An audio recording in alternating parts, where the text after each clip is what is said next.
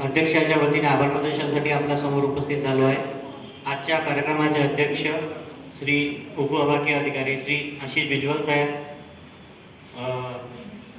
प्रमुख पाहुणे तहसीलदार पुसद, तहसीलदार डिग्रस, तसेच आपला सामाजिक न्याय विभागातर्फे बार्टी संचालित बार्टी तर्फे उपस्थित राहुल कराळे सर व आपले सर्व अधिकारी कर्मचारी, पोलीस पाटील, सर्वांचे मी मनपूर्वक इथे आभार मानतो। आपण बार्टी अंतर्गत ॲट्रॉसिटी ॲक्ट, अनुसूचित जाती जमाती